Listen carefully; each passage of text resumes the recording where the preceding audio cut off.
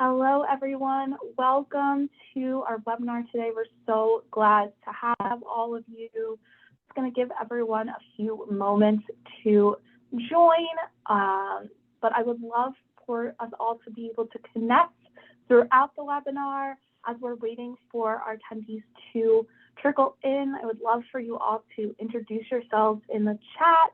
Tell us a little bit about yourself and about your business, or if you're still in that pre-venture stage, tell us a little bit about what you hope your business will be. You can also tell your network that you're at our webinar and tag us, let them know that you are here for design thinking for entrepreneurs for MEDweek, and make sure to tag us. And if you have any questions, you can add them to the Q&A. If you're just joining, we're just giving everyone a few more moments to enter in.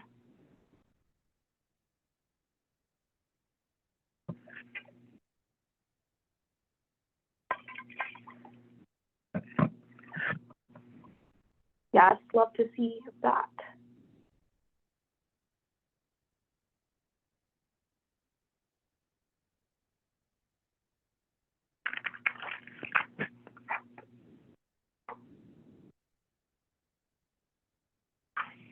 All right, just giving everyone a few more moments to enter in. We're so happy to have all of you. Please feel free to introduce yourself in the chat.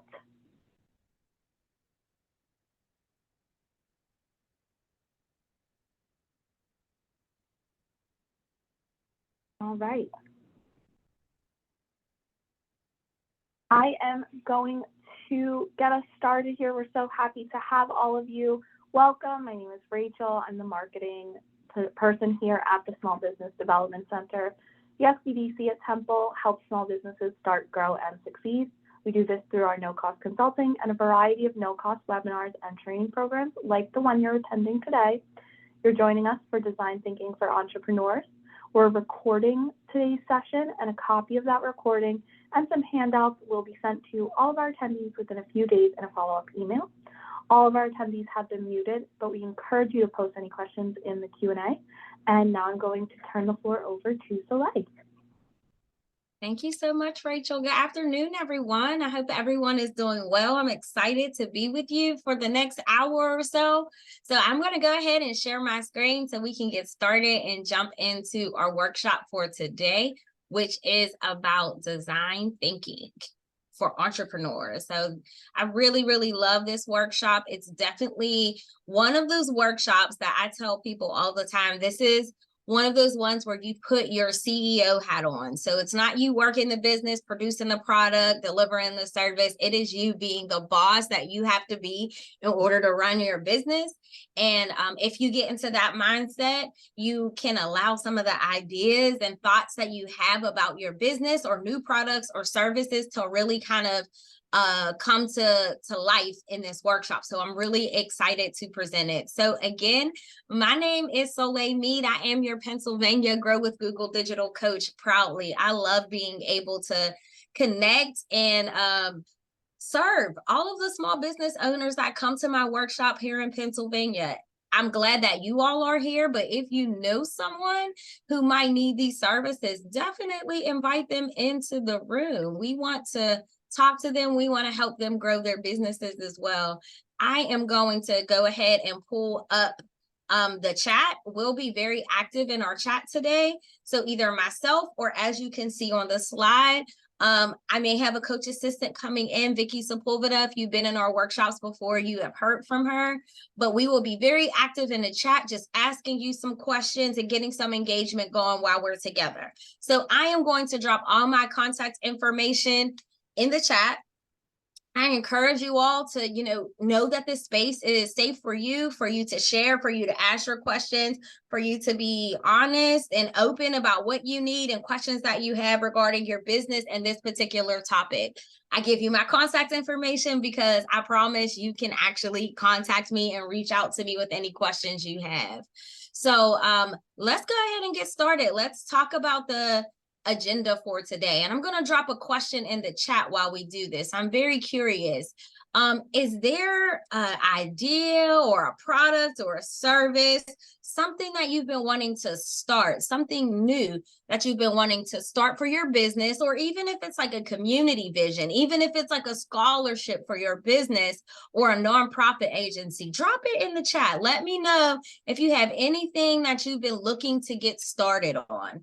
That is going to help to lay a really solid foundation to help you to use that idea that's on your mind and take it through the design thinking process. I love this workshop because I have tested it myself when my friend Vicky has presented it, and I got my idea in mind and I followed her through. And by the end of the workshop, I had a working plan to implement this idea into my business. So today we are going to talk about what design thinking is.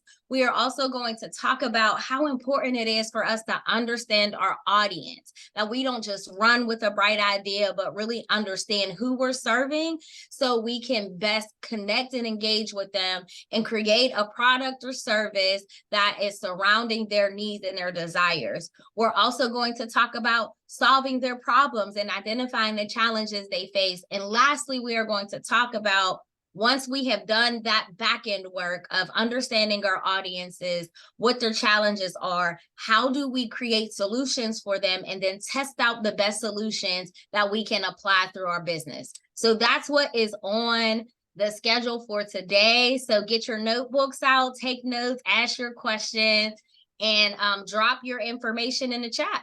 So if you have an idea that's on your mind, drop it. You all know I love to use examples as we flow through the presentation, so feel free to do so.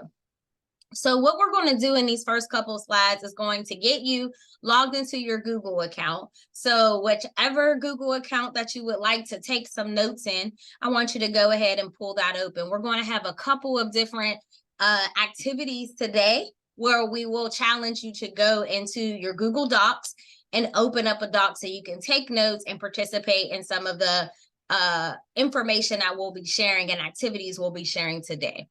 So first, we want to talk about what design thinking is. So how many of you have heard about design thinking before? Let me know in the chat. Give me a 1 if you have, if it's a yes, and a 2 if no. Let me know. I'm watching the chat to, okay, so we got some 1s, a couple of 2s. Yes, so I see a couple of you said that you don't have Google or do Google Docs. So if you do not do Google Docs, just open up your Microsoft Word, get your pen and pad. At the end of the day, Google Doc is a free resource where you can take notes and create Word documents. We just want you to have somewhere to take your notes at. So that is what the key is. So let's talk about what design thinking is. It is a methodology that is used to solve complex problems. So the approach has been used to brainstorm even societal issues like getting kids to eat healthy lunches, or if you have like a company that has been business for a long time and they need to like redefine or rebrand their business because the industry is changing, they will use a design thinking model in order to get them to that place. So you may use design thinking whenever you came up with your first business idea for your business. So if you do use design thinking, then a lot of times what happens is we probably went through this process but didn't know what to call it. So it's a really important part for us to connect with our customers, to think about the problems that we solve, and then in turn we create products or services that align with that whole thought process that we went through. And that all in all is what design thinking is. So let's look at the process, and this is the process that we are going to cover today. So the design thinking process has 5 phases. In those 5 phases, we start with empathize. This is where you really step into your audience's shoes. So whoever this new idea or product is for, what does it feel like in their shoes? And then when you move to the second phase, which is define, then you are going to start to express some of the problems that they might face from their point of view. So when you're in their shoes, you're just observing and engaging and trying to understand how they're functioning and flowing through life. And then you move to the next phase, and now you're starting to see some of the problems that they may be facing. And it's not until the third phase where then we begin to identify problems and to create solutions for them. So what happens often is we skip and we see a problem and we immediately go to solve the problem, but we miss steps 1 and 2, because 1 and 2 lets us know how that potential client or customer even got to their problem. And we don't want to miss that steps. It helps us to think about how they are thinking. And once you get a solution, then you go ahead and move to a prototype. So now you can put some of these solutions into play and decide which one is working best or might be most impactful for your audience. And then lastly, you test it, and then you observe it, and then you test it again. And that all in all is the design thinking process. So let's go ahead and give you some ideas of how design thinking has been used over the years, right? So let's look at on-demand TV. You put an exclamation point in the chat if, like me, you remember hitting record on your VCR. Once upon a time, yes, once upon a time, when we wanted to watch something back, or if we were busy, some of us were planning our whole schedules around what time our favorite show came on, because there was no replay of it. There was no streaming. So once upon a time, we had to use recording devices in order to rewatch shows that we wanted to. And then design thinking was happening, because the problem was people were missing their shows. People were mad because they were paying for cable and unable to watch TV when they wanted to. And then what happened? Comcast, or whoever the powers that be in that world of, television and streaming information, they said, well, let's do on demand. And then it moved to that prototype of on demand. Well, let's put a feature in where they can record their shows. And then now look at us today, where we could stream multiple services. That in essence is how on demand works. How many of us are carrying all of the groceries at one time with all of our 8 arms, even though we really have 2, whenever we are grocery shopping? Put an exclamation point in the chat if that is you. I'm going to get all of the bags in on my one trip. But how revolutionary was it whenever they had the foot activated car door, right? So now if I just got one more bag to grab out the back, then I can move my foot over that. Why? Because they realized that it was a problem. A better example might be a mother who is trying to load a child in their car seat and their diaper bag and their stroller all in at once. So now, because I realize that there's this issue of being able to get all of these things into the car at one time, somebody thought about the problem and created the foot activated door, right? So these are just some ideas that we go through, that we've lived through day to day, that align with and have all started at a design thinking process. How do we get into the shoes of our mother who is trying to take her child just to the grocery store to pick up a couple things, but has to take all of these things? How do we create something for the problem that she's facing that is going to change her life? And essentially, that's the space that we want to be in whenever we are, engaging and talking to our clients. We want to empathize with them. So let's go ahead and talk about the first phase, which is empathize. So whenever you are in this phase, the goal is to connect to your user. You want to not only just connect to them by, oh, I got you to click on my website. You want to connect to their story. What is the story behind your user? How did they even make it to your site in the first place? What are they going through? And then insights. What other companies have they looked at? What other social media streams or platforms are they on? And their emotions. How are they feeling when they're looking at this situation? I have recently had some family things happen with some of the younger family members. And I'm like, okay, I want to get them some emotions charts and ways to express themselves. Well, somewhere out there, somebody was thinking and having empathy towards me And also, you know, however this thing works where these cookies work and all of a sudden you say something and you find it on your phone, or you text something and it's on your phone. But what happened is there was a company out there that had just what I needed. They understood my story. I want to help the young people in my life be able to express themselves.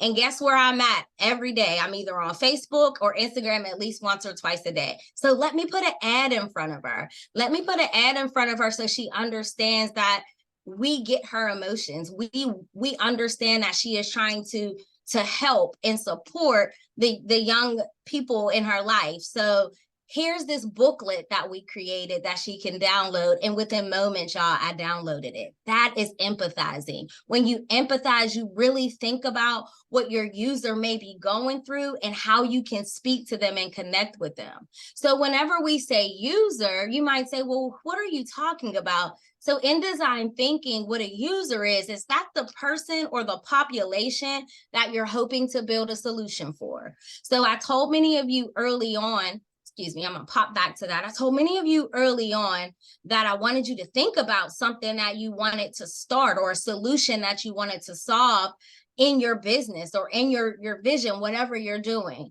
So now I want you to think about your user for that. That is the person or the population that you're wishing to solve a problem for. So I dropped the prompt in the chat and I would love to hear back from you. Who is your user? So write it down in your notes and drop it in the chat and let me know who your user is. And whenever we think about users, we don't want to say, well, my users are people who, you know, are connected to young children, right? Because at the end of the day, the example I gave you all, when I looked into the documents that I purchased from her, it was very specific that it was for educators and parents. But because I was experiencing a similar issue and I had been researching things about that issue, I fit the mold, but I was not her direct population, right? So what you want to do is identify a user. So you don't want to just say my user is parents, but parents of who? Is it parents of toddlers? Is it parents in a specific demographic area? You want to make sure that you narrow down the characteristics of who your audience is. So let's look at that a little more. So whenever you're looking at understanding who your user is, it's very important that you look at certain demographic information, like their gender or their age or their nationality. Any of those could suffice, but if you only consider one characteristic of that person, then you're limiting them. So if you can say they're a parent or a working professional parent, or a working professional mother, those are ways to drill down to it. Here's some examples that you see. So what you see in color is kind of the like general baseline user that you would come up with. And then what you see afterwards is how you dig deeper into it. So instead of saying my user is a woman of color, instead I'm going to say it's women of color looking for socially conscious brands, specifically in the Pennsylvania area. Because say you have a product that you offer for your business, and right now, matter of fact, let's use this example, and because we're going into the holiday season, which is a huge season for us. So say you have a socially conscious brand, a skincare line or something of that nature, and you service people nationwide. But say you want to do a test on a particular collection that has something to do with the winter weather and the fall weather that we experience here in Pennsylvania. So in this new idea, because this is not your whole brand we're talking about this specific line that you are going to release. Say maybe it's women of color looking for socially conscious brands to utilize in the fall and winter months in the Pennsylvania area. You can't get no more specific than that. So that's an idea to help you understand who your audience is. Someone in the chat said that their user is aspiring Black and brown physicians seeking assistance in navigating medical school application process. Amazing. It is very clear you're serving Black and brown physicians, And you're also getting into kind of empathizing and thinking about what they need. Clearly, they need some type of support to help with the application process. So you are already in there, Ms. Williams. So thank you for sharing. Someone else says their users are ages 6+ in all genders and all nationalities. So that is perfect. So keep those going and let's continue to build on that. So in this activity here, I'm not going to stay here long because we've already touched on that fact that we want you to think about your audience. So in this activity, that's what I want you to do. I want you to think about that audience. And then right now, I will give you a couple moments to brainstorm some challenges that they may face.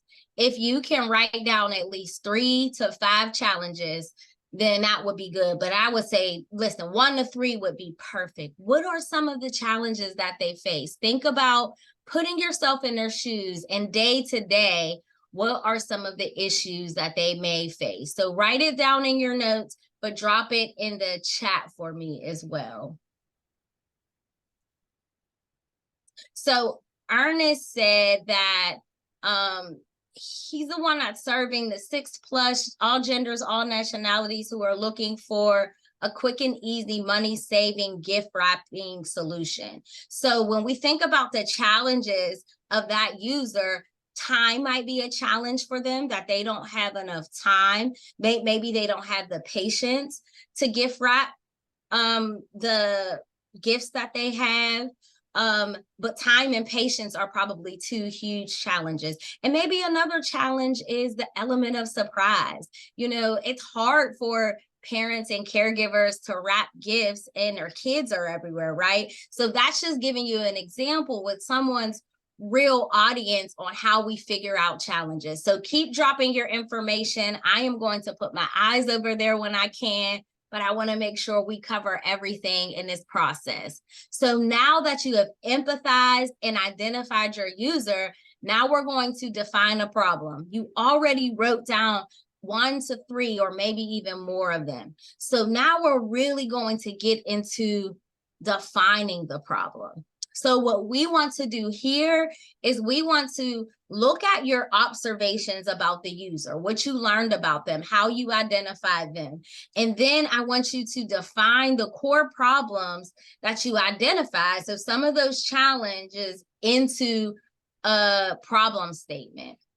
So I love that someone said their user is a busy professional. They don't have enough time. They don't have systems in place to organize, and too much stuff probably means that they're disorganized and likely overwhelmed, right? So I want you to think about that. The characteristic of the user's need, and then insight on why they are experiencing that need. And that is how you develop a problem statement. So let's look at this one. So the username is Sam. So we're going to name our user, right? And Sam is a busy manager. That's his characteristics. And what Sam needs is a way to integrate healthy eating habits and the reason why he needs it. So this is where we miss it a lot of times. We're able to identify the user. We're able to give some characteristics about them, and we're able to say their needs. And next, what we want to do is to say who needs a way to integrate healthy eating habits. And then we like to provide a solution through exercise, through my fasting, intermittent fasting plan. Now we want to pop our solutions in, but I'm challenging you to, if those solutions are coming, write them down on your paper somewhere, right? But I want you to not miss this step. The next step is, why does he need this? So he wants to integrate healthy eating habits because he doesn't want to feel like he's on a diet. That changes everything, y'all, because if you're telling him to do intermittent fasting, if you're telling him to do exercise and follow a meal plan, then all of those solutions you just presented are not right for Sam, because Sam doesn't want to feel like he's on a diet. He wants a lifestyle change. So when I tell you all to create a problem statement, I don't want you to skip this final step. Usually the first 3 are easy, but this final step It proves that you took that time for empathy. It proves that you got that insight. He doesn't want to be on a diet. You know, you're a busy professional who doesn't have enough time, and they need a system to help them better manage and organize their workflow. Because why? What is the insight about that? Because they are falling back in reporting numbers on their team, because it is messing up and altering the ultimate performance of their team, not a solution to it, right? So I hope you all are following me on that. I want you guys to really, I'm going to put the problem statement outline in the chat. And next, we're going to move into an activity where you write a problem statement. So if anyone has been kind of crafting and thinking about that while I was breaking that down, I would love for you to drop it in the chat. And I will share this with you. This is probably one of my most transparent workshops. Why? Because we really sit in a learning space here, because we're not pressured to do what we're used to doing whenever we're trying to create a new idea, but we're putting this methodology behind it. So a lot of times what happens is people are like, well, Soleil, I'm not sure if what I'm thinking about is an actual problem statement. And what we end up doing during this workshop is working through this, right? So one of the things that I've been doing over the last couple months, and it has worked extremely well with my Temple learners as well as other learners, is when I have these activities, if you email me your problem statement for your business, tell me a little bit about some of the work you did today, then I automatically enter you into a drawing. But what I find is that the most rewarding piece for some of the people who participate in it is they're able to get feedback and take action directly on their business and whatever they're learning. So I say this to you now, if you are really kind of soaking this up and wanting to take it further, go ahead and drop me your problem statement, either in the chat or even, I mean, you got the whole month ahead of you. I usually don't stop the giveaway until the end of the month. Send it over to me and let's talk it through so we can make sure that it is perfect. So here is the example of Sam, and then we want you to use this same framework for you. So if you have any problems that you identify or the makings of a problem statement, drop it in the chat for me. I want to know. And then if anybody has started to think about their problem statement, let me know how it feels right now. Like, what are you feeling right now as I'm challenging you to create this statement and to think about the problems? Do you feel like at peace about it? Is it easy, or are you finding it a little bit more challenging? Do you feel like you want to do more research? Do you feel like you need more time with this information? The good thing about this is Temple is recording this and there's a handout, so you'll be able to revisit this and follow it at your own pace. But by the end of this workshop, you should feel empowered and knowledgeable about the process so you can follow it through each step. So let me know what it is that your problems are and how it feels kind of navigating through these first two phases, empathizing and defining what your user's problem is. Someone said, I feel like I've been working harder and not smarter. This is extremely helpful, and I know I need more time in this area. Thank you so much for sharing that. A lot of times people, our workshops go fast. We're literally here for an hour. And especially in this workshop, people feel like they need more time. So don't feel like you have to respond to some of my requests for identifying problems. This workshop alone puts you in a thinking space because it's design thinking. So I'm glad that you acknowledge that and you give yourself time and reach out to me if you have any questions or want to unpack it more.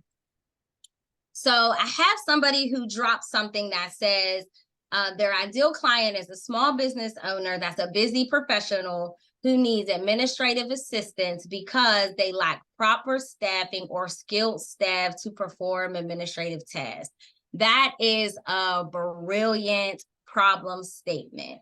You have the insight that they don't have proper staffing or skilled staff, and they are lacking that need to have administrative tasks done. That's why they're a busy professional, because they're overwhelmed trying to do their job, which is to run the business, because they're also doing the administrative piece. Kelly, that's a great example. Thank you so much for sharing.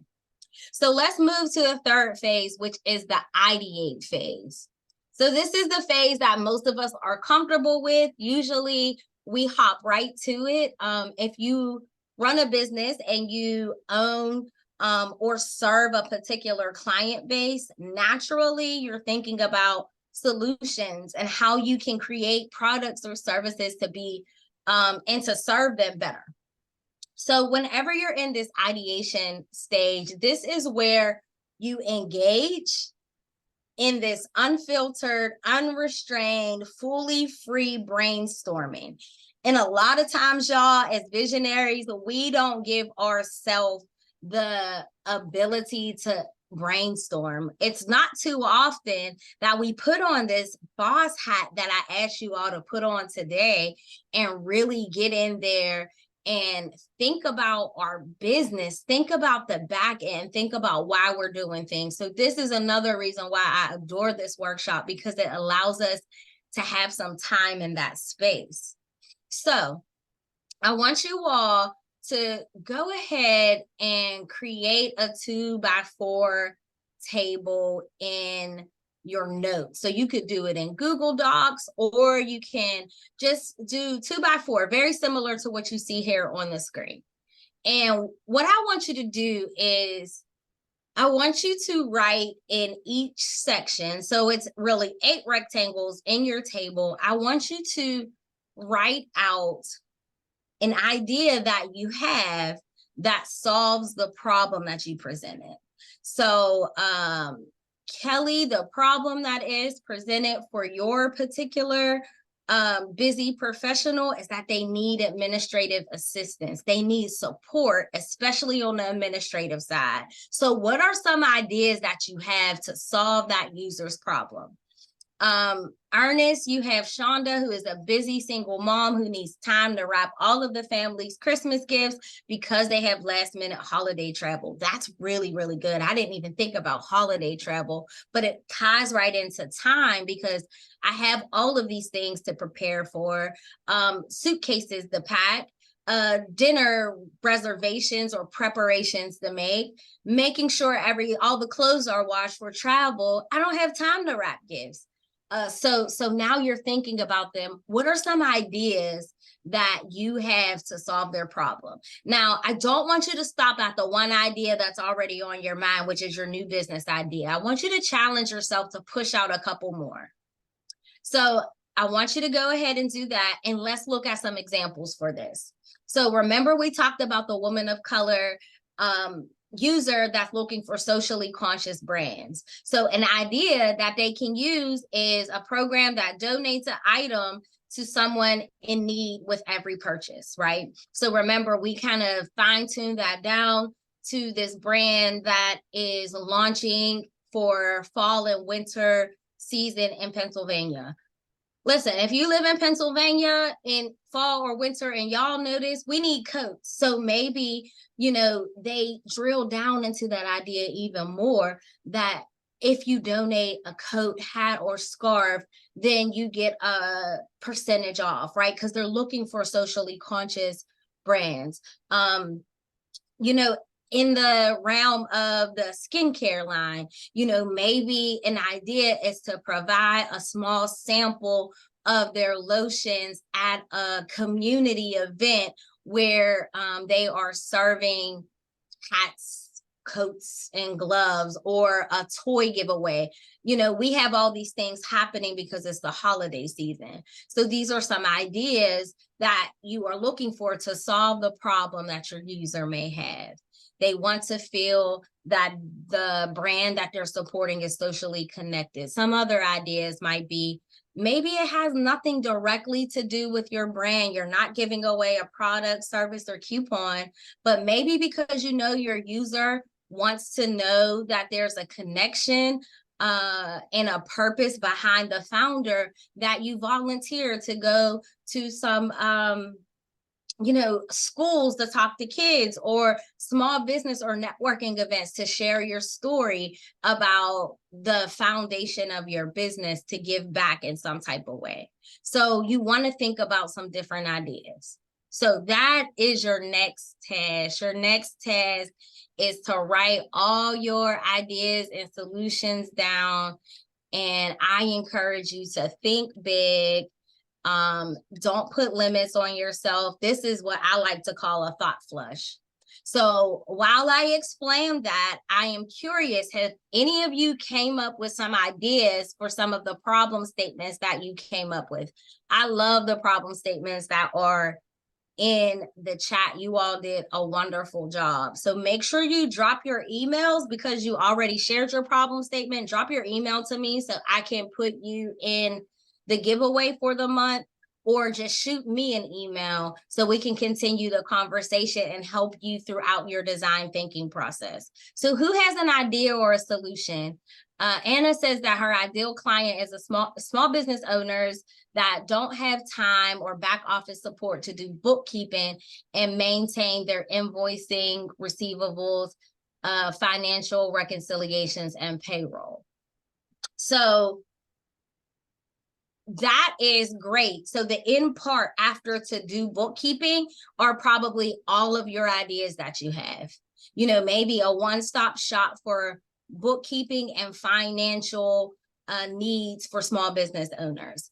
But after that to do, you could say they don't have the time or the back office support because they are focused on the primary operational functions of the business. So you don't want to forget why, or that insight as to why they need you, or why they're having this problem. You already started to solve it by listing your strengths and ability to either do the bookkeeping, or maybe you have like a networking, not a networking, what is it called? Like an agency, like a temp agency of contractors, where you have resources to plug this small business owner into. That could be an idea as well for you that you could put on there. Create a network of resources that can provide these things that the small business owner doesn't have time to do, right? So Kelly has one of her solutions is to create templates to ensure consistent branding for small businesses and entrepreneurs. So Kelly, one of the problems that you said that your small business owner has is administrative assistant problems. So, they need administrative support. So you're going to create that foundation for them. And as a brand strategist, I can tell you now, most of them don't really care about that because they're focused on their problem. So all of the great branding stuff that we might do, is definitely something that they need. But what you want to do to be more fluid and create value in what you have to offer is give them what they didn't know they needed, which was consistent branding, but also give them that administrative support. So if you're creating templates, maybe you create a portal on your website that has templates. Of course, if they're a member to your services, they get templates for their branding or a customized branding templates, but access to all these administrative templates. This is your template for an agenda. This is your template for a quarterly review. This is your template for that. So that's how you continue to build on the solutions. I hope I'm using some of your design thinking examples to help you all see how just amazing this design thinking process is. I love it because I love to strategize and come up with ideas and be in this creative space. But I'm going to move on because I don't want to take away from these last two phases because, again, I said the first two phases are where we usually miss it and don't focus on it. These last two phases, we do parts of it. So phase 3, which we just passed, which was ideate, we usually do that well. It's not hard for us to come up with solutions, but the problem is we skip the prototype phase, or we just prototype one of our ideas and don't explore the other ones. So this process is really just fine tuning some of the things you probably already do when you're ready to launch a new idea, but it's fine-tuning it and making sure that it's thorough as possible, so you're delivering something that your user might want. So let's look at prototyping. When we think about prototypes, the definition of a prototype is an inexpensive, scaled down version of the solutions that you created in your last phase. So I'm gonna repeat that because sometimes we get in our way with this, because if we got this idea and we're ready to drop thousands of dollars into it because we're excited about it, that's whenever our passions are, kind of hyped up and ready, and that's great. But if you're following the model, prototypes are inexpensive. So when you look at all of your 8 ideas or however many you have, which one is the least expensive? How can you scale down some of your solutions just to test it out? Remember, the prototype phase is the experimental phase. This is not you launching the spaceship off and launching a new product, right? Essentially, think of it as a soft launch, because now you're here and you're trying to gather information about the product and the user and how they're responding to it. And if you see it as already launched and it's done, then you're not going to have that mindset to keep improving it, to observe it more, to look at why it was rejected or it's not engaged in the proper way. So the question here that you see on the screen is saying, what is an MVP? And an MVP is the minimum viable product. So when you look at all of your ideas you came up with, right? You want to look at what was the minimum viable product. What is going to cost you the least, but give you the most insight? It's going to give you understanding of the constraints of the product and the features, the problems that you might not have even thought about that could happen. You're going to be able to look at all of this because you are spending some time in the prototype phase. So let's look at what this will look like. So this prototype is pretty much, the goal is to create a mode of transportation that can take you from point A to point B, right? So that is what our goal is. So this is what it is not. It is not the parts of a car, right? Because immediately, if you're like, oh, well, the best way to get from point A to point B these days is a car. So boom, that's the solution. That's usually what we do. We find the one solution and then roll with it. And then we get to this part and we start breaking it down. Well, in order to get you a car, you need the wheels of the car, then you need the axles, and then you need the body of it, and you got to have windows to protect yourself, and then you got to have a steering wheel to drive it. And we break down the parts of that one solution. That's not what prototyping is. Prototyping is, if your goal is how to get to point A to point B, what are the ways, the various ways that I can get from point A to point B in transportation? A skateboard, a scooter, a bike, a motorcycle, and a car, gradually experimenting, building on what was before to make the best outcome.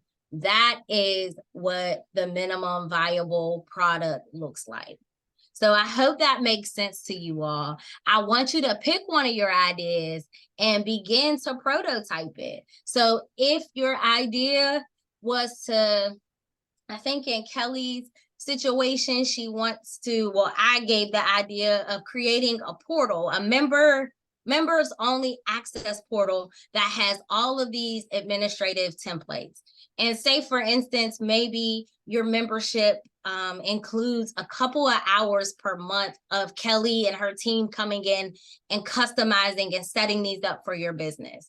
So she might start out with it being online, right? Maybe it is on her website and people have to log in, and that is one of the ways.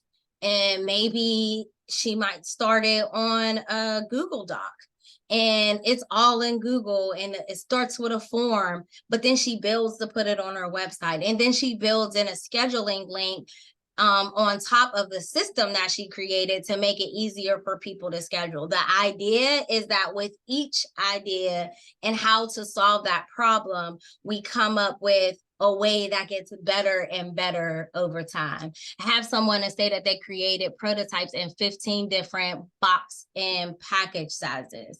So that is awesome. So you created prototypes in the box and the packaging sizes that you offer to people who need gift wrapping services.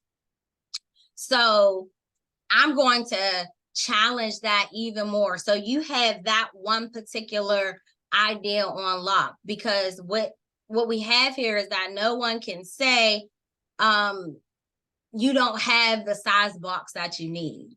But what about an idea? Because the problem is that people are busy. They don't have time to wrap their gifts for their families, right? But could it also be an option where you offer shipping the boxes that you have and people can order them and have them shipped to the place that they're traveling to?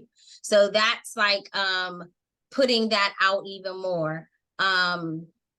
So that's just an idea of how to kind of work that out. I already put this in the chat, but I want you all to like really flesh out pick one of your ideas and really flesh it out to see how you can build on the solution. You want to think about, what do you need? How much time is going to be required? This is a phase that I highly recommend using a time clocking system like Clockify, or Toggle, so you can track the time you spent when you go to put a price point on it. Now you have the time you spent, the resources that you need, etc. So let's move on to this last phase. So this last phase is the testing phase. So I see that someone has created 2 packages for their business. One is a monthly bank reconciliation package, and the other is the monthly bank reconciliation that costs more money because it got $2 signs, and it invoices clients, and it collects receivables. So, and it has some solutions, some prototyping going on. So now, since we have these prototypes going, now it's time to test it. We have them all thought out. We know how they might work. It is our time to test it out. This is where we are evaluating it. It's put in the hands of someone that can actually use it and give us feedback. Let us know how it's going. Let us know whether or not we need to revisit some of the other phases and tweak it. Testing is an iterative process. So that means that you don't just put it out to test and leave it, but the goal is for you to go back to it and make changes and tweaks to it. You might even decide, you know what, these packages ain't working. This ain't the best thing for my clients. They really want one package that does everything. I have 5 solid clients already, and all of them are going to package 2, but they keep asking for tax preparation. So now you're challenged because, dang, I created these packages and they like them, but it needs more. So now you scratch that and go back to the drawing board, reach into your resources and say, I don't do taxes, but I know someone who does, and I can increase my monthly package or overall package another $300 and still include her service, which will cover the taxes and what they need and my administrative costs. Right? So just don't be afraid to revisit things. I want to share with you all a story on how we can use design thinking today using Sunrise Coffee. So Sunrise Coffee, we had a former barista who opened their first coffee shop on the first day of the Great Recession in 2008. So she now owns 3 cafes. And while she was hesitant to take on digital tools, her online presence became critical whenever she had to survive the pandemic. So she's located in Las Vegas. She knew she had to find a way to keep her company relevant and solve for people not actually coming to the coffee shop, but also supporting employees in the community. So she had a bright idea. she looked at changing the needs of her employees and customers.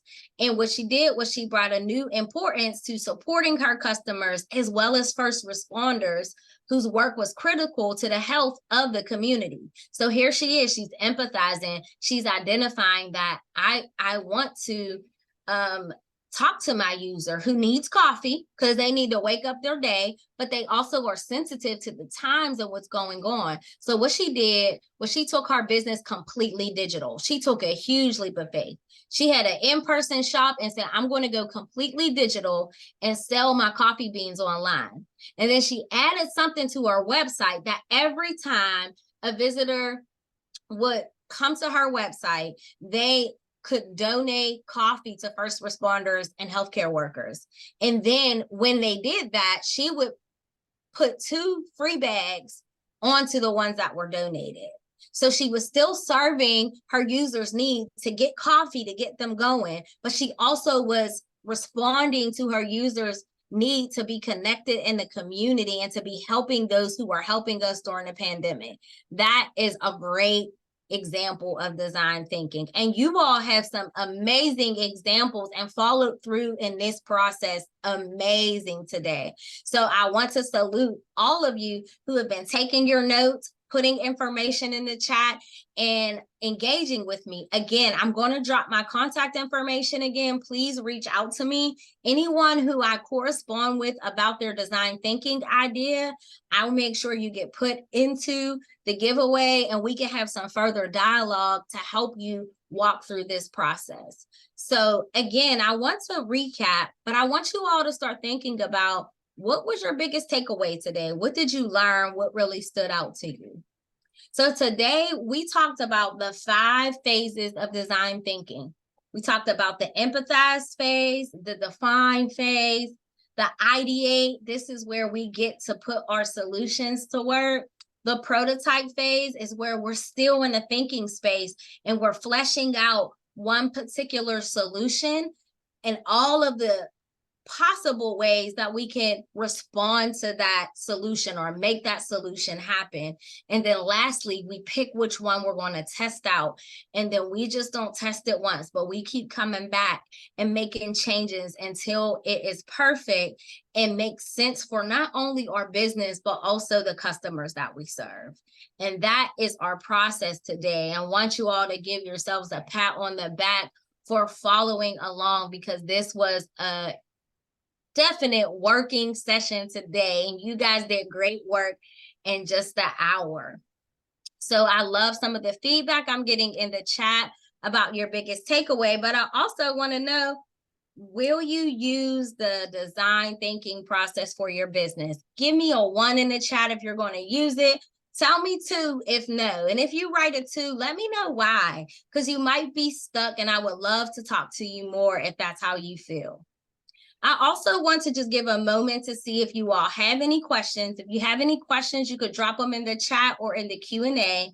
And I'm going to now share with you my contact information once again, just so you can email me if you have questions. But I'm also going to share a couple resources to you within the next 2 minutes. And I am passing it back over to Rachel for her to do her final close for today. So I want to talk to you about a couple of resources that we have. The first one is the one that you all probably want the most, which is the handout for today. So we have a handout. We do not share the slides, but we do have a handout. So I have put a link in the chat to it, and Rachel also has a copy that I believe she'll email out to all of you in the recording. But the recording is on Temple's YouTube page, and I make sure I hype this every time because it's worthy of it.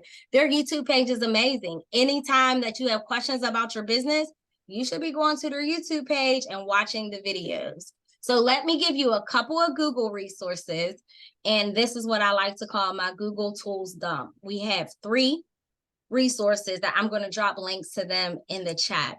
The first one is our YouTube channel. So we post new YouTubes. I believe it's every Thursday. You can watch Our Pennsylvania, so you can be proud because they came and did coverage on myself and another local small business owner.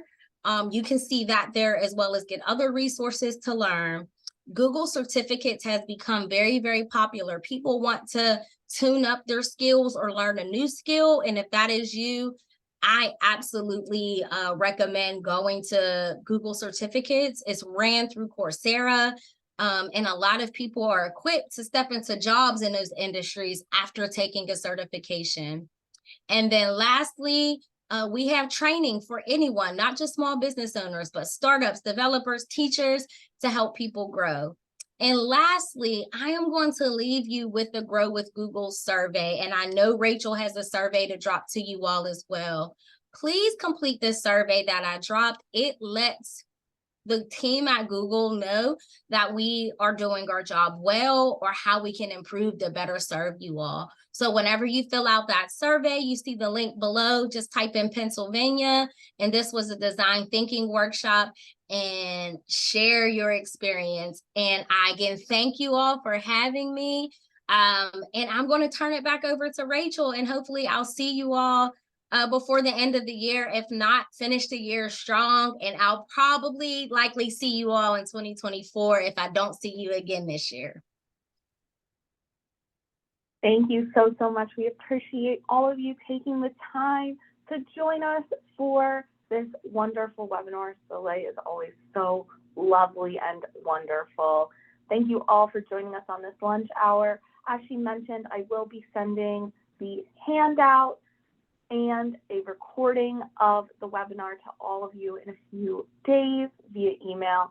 And you'll also receive a link to our survey and a bunch of other wonderful resources. I'm seeing a question about our Temple YouTube page. This is our Temple SBDC. So if you just go on YouTube and look up Temple SBDC, you'll find all of that on YouTube right there. Again, I want to thank Soleil for joining us and appreciate all of you taking the time. And we will follow up with you shortly. Thank you so much. Have a wonderful day.